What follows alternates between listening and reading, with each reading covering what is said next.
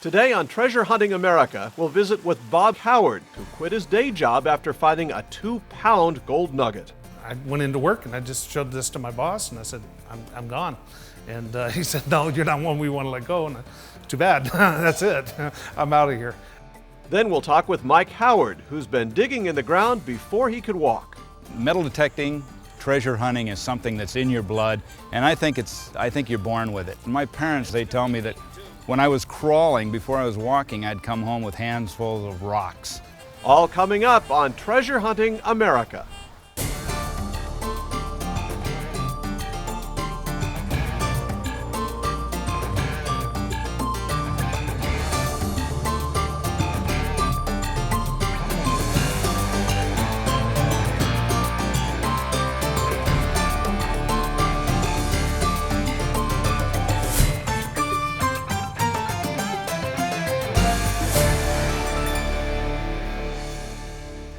Hello and welcome to another episode of Treasure Hunting America. I'm your host, Mark Hendricks.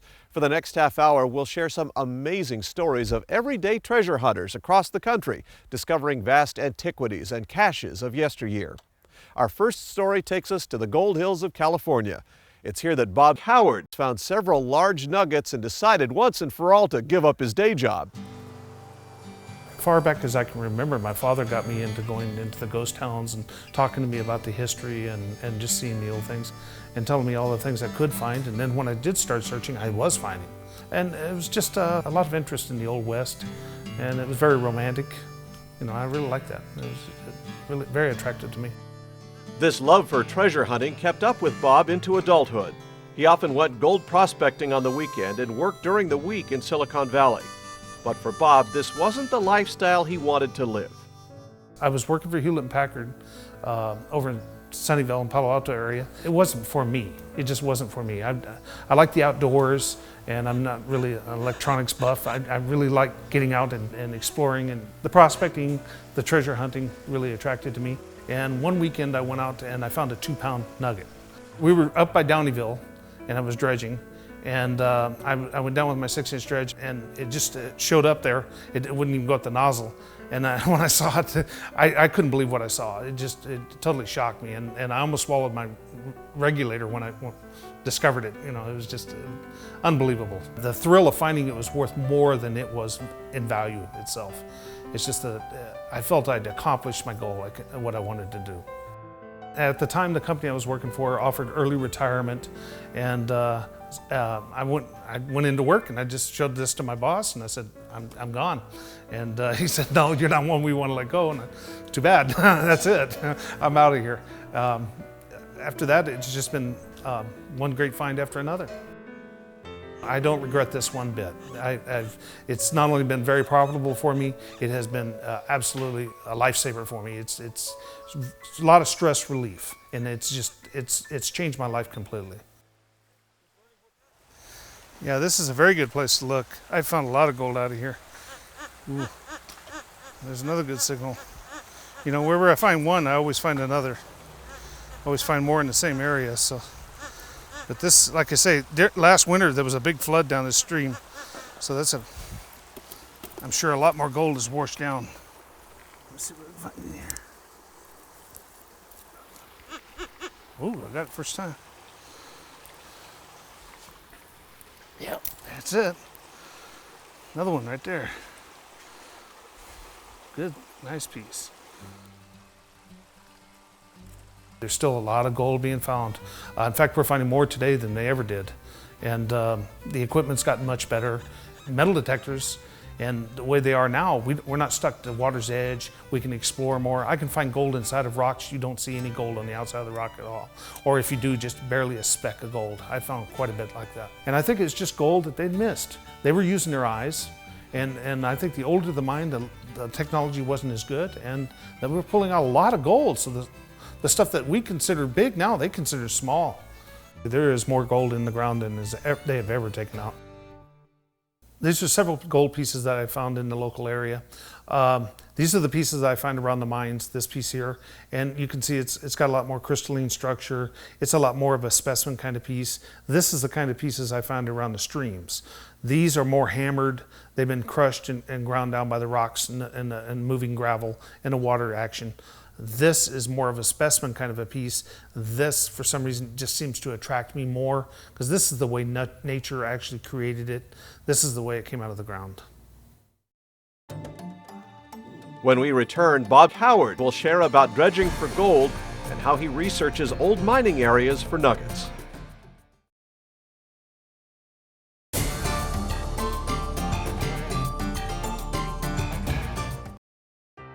Some of my favorite places to search are around old mines. I like to go into the ore dumps. I have found larger pieces of gold there and more specimen grade pieces of gold. Whenever you talk to anybody about prospecting, the first thing that comes to their mind are rivers and streams.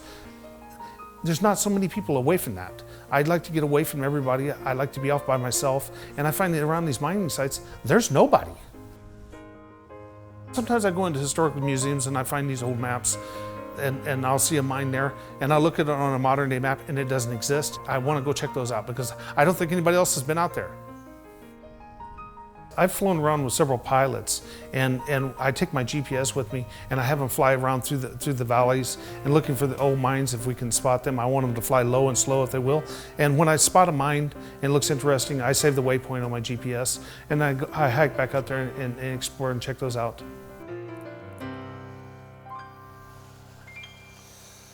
This is the side of an old mine. There's actually a mine shaft right back there in the bushes. This is definitely what I look for. You can see all the quartz in the ground around here, and the quartz on the hill there behind me. Oh, that's a piece of iron, probably a piece of old mining garbage, trash. But yeah, this is definitely a good spot. Well,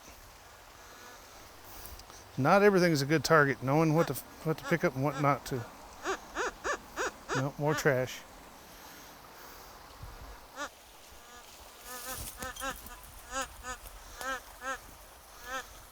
Oh, that's iron there.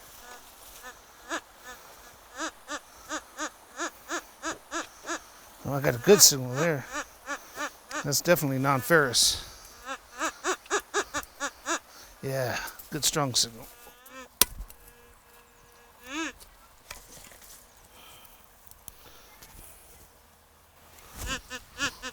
Yep, it's in my hand.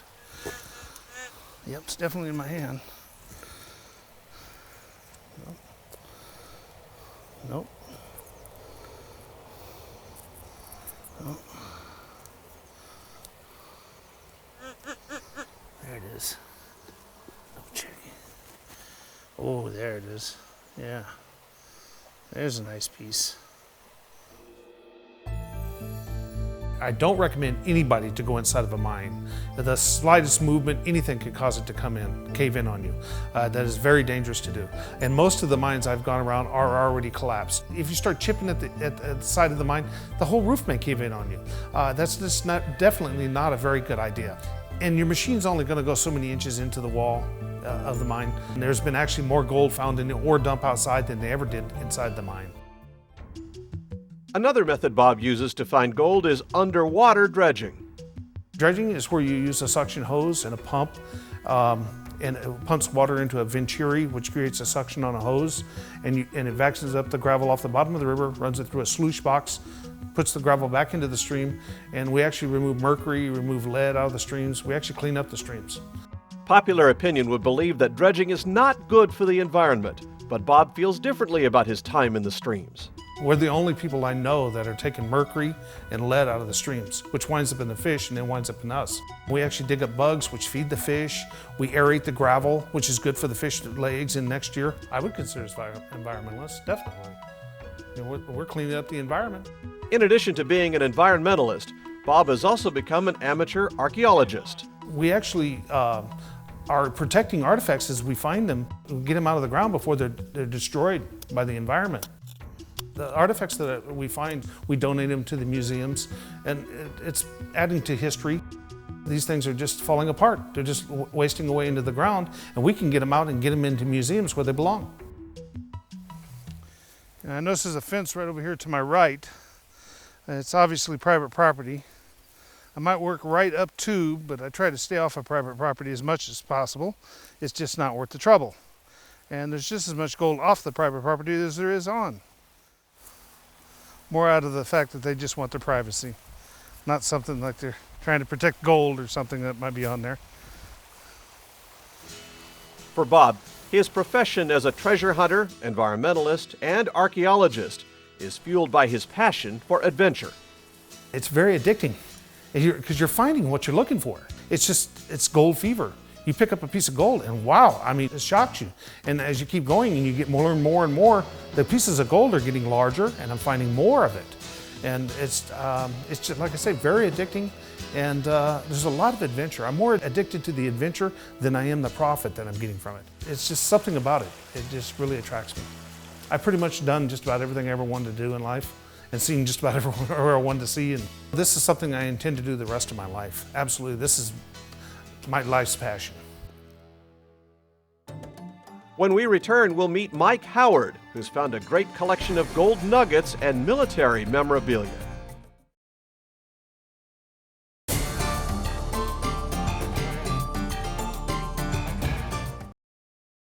Welcome back to Treasure Hunting America. Our next treasure hunter has researched and hunted California's gold and U.S. military history and come up with some great finds, including artifacts relating to General Ulysses Grant.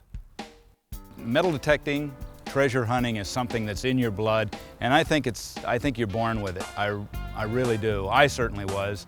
I can't remember a time when I wasn't into that, and I'm a geologist, and my parents would have told that I was going to be a geologist because they tell me that when I was crawling, before I was walking, I'd come home with hands full of rocks.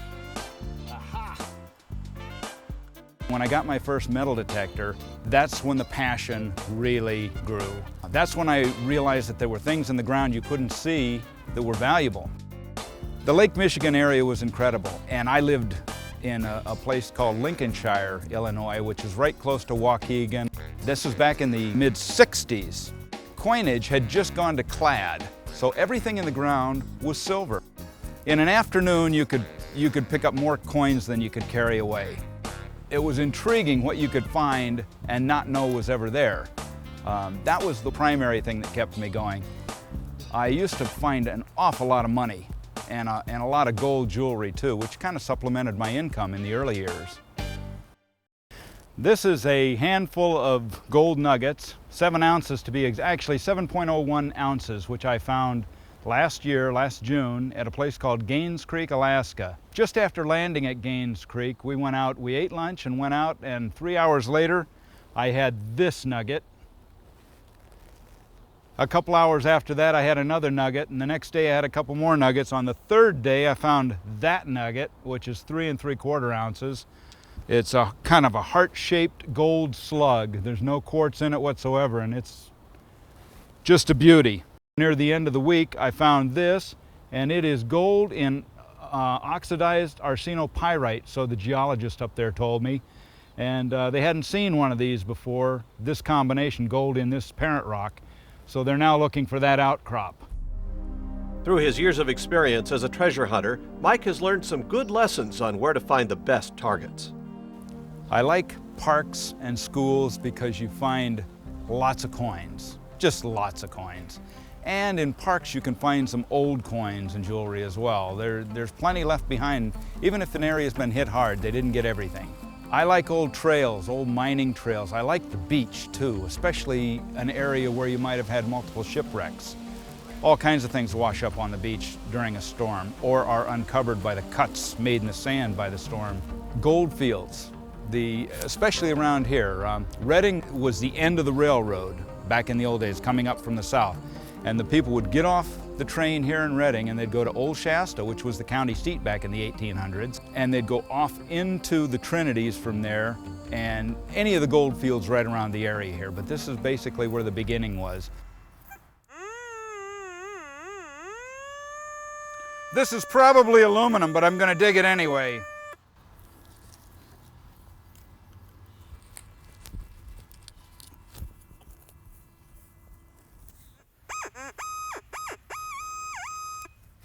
Must have come out. Oh, They did. It's the ring from a pull tab.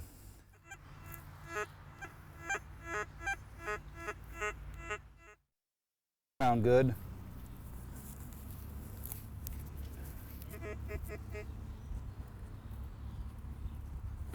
No, that's why. Another pull tab. It's a 2 pull tab day, but you know, not every day is a winner. These could just as easily have been seeded Liberty dimes or Wheatie pennies or a gold coin. You know, the stuff's in the ground and along with a lot of junk. So you'll be digging a lot of junk. This is a military belt plate, which I found on the coast. I found it under a burnt building in an old town, and after doing research on it, found out that it came from where General Grant had camped with his troops back in the 1850s.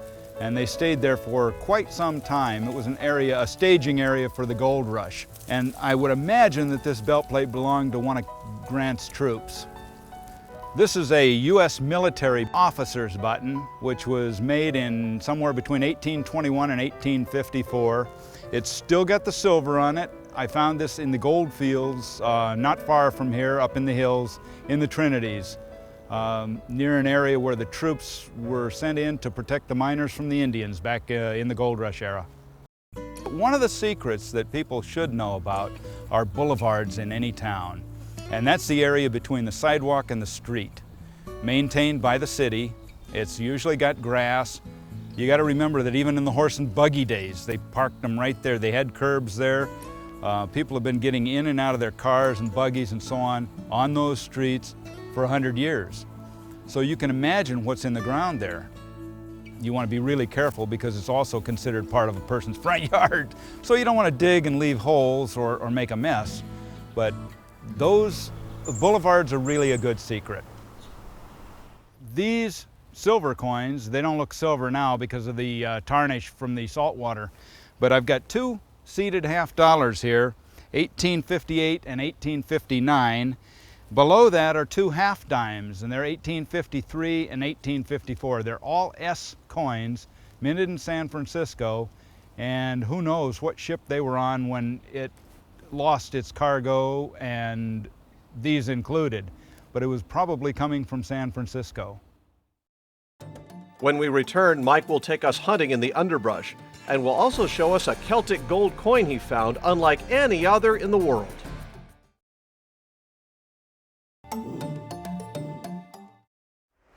Welcome back to Treasure Hunting America. Mike Howard not only searches the obvious sights, he sometimes gets down and dirty in his hunt for treasure. Look where we are now. This is a park, Lake Redding Park. It's a beautiful setting. There are valuable coins and artifacts still left in this park from the 1800s and all through the 20th century. Not only do you free your mind from your everyday stresses, everything goes away. It's just you and the metal detector and the next find.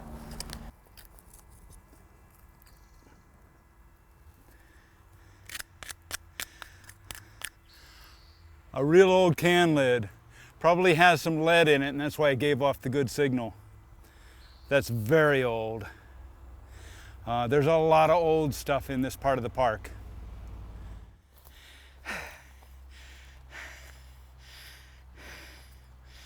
Oh, well, that was some fun, huh? That's what we call woods hunting. There's a lot of artifacts sitting in here. This is the very old portion of the park. After it was just a public park, it became a car park in the 20s and 30s. So people were in here parking their cars. There are a few cement abutments mixed in through these woods. But unfortunately, it's really almost undetectable with all the berry bushes and all the brush in there. When you walk across a piece of ground, you have no idea what the history of that ground was. You can't see on the ground, for the most part, you can't see what has happened there in the past. With a metal detector, you can cross a piece of property and basically garner the history of that property. This is a little coin that I found out in the middle of a farmer's field. It was a pea field. It's the best find that I found in England. It's a handmade Celtic Iceni Gold Quarter Stater. And it depicts a long-legged wolf with a bristled back and gaping jaws on the front and a wild boar on the back. This coin has never been seen before. It's valued at about $10,000. I donated it to the Castle Museum in Norwich. If you're really serious about metal detecting and you want to find good old artifacts and coins, is to do some research. Go to the library, go to the Historical Society, talk to the old-timers, especially old-timers from the area. They can tell you where they used to have the 4th of July celebrations, the church picnics. Areas like that could be fields today are very promising because people overlook them.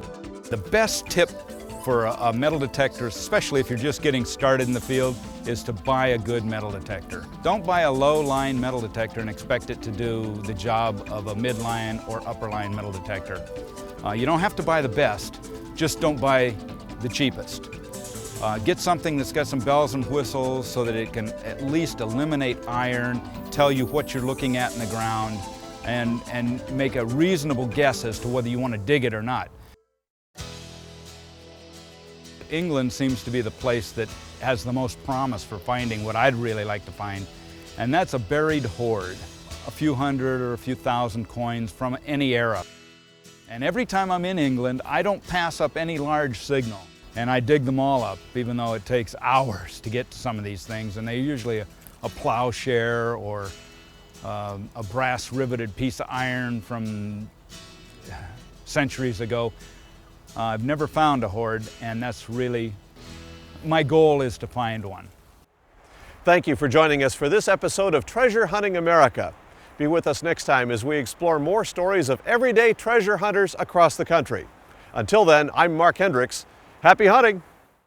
Treasure Hunting America is sponsored by White's Electronics, manufacturers of the world's finest metal detectors. For over 50 years, White's has been building metal detectors in the USA for treasure hunters around the world. For more information, visit their website or call the number on your screen.